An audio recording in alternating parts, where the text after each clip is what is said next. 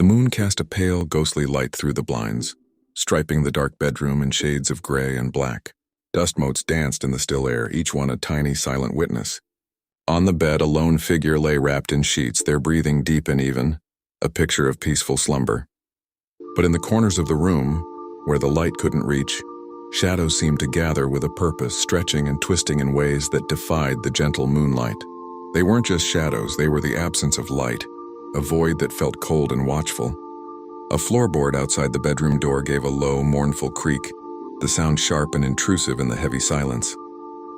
The sleeper's eyes snapped open, wide and stark against the dimness. They darted from one dark corner to the next, searching for the source of the sound. Another creak, this time closer, from just inside the room. A shiver traced its way down their spine. Out of the corner of their eye, a blur of motion, a flicker of movement too quick to register, but it was there. The unmistakable prickling sensation of being watched settled over them like a shroud, heavy and suffocating. Every nerve screamed that they were no longer alone. Feigning sleep, the figure squeezed their eyes shut, slowing their breathing to a measured, deliberate rhythm. Through a sliver of an eyelid, they watched. A shape began to coalesce from the deepest shadows near the wardrobe, a darker patch of black against the gloom. It moved with a slow, unnatural glide, a silhouette that seemed to drink the light around it. It crept closer, its form vaguely human but elongated, its limbs stretching at impossible angles. A choked gasp caught in their throat, but they forced it down, remaining utterly still. A statue carved from fear. The entity was now at the edge of the bed, its presence a physical weight in the air, a chilling cold that seeped into the blankets. It leaned forward, its head tilting as if studying them, its featureless face inches from their own.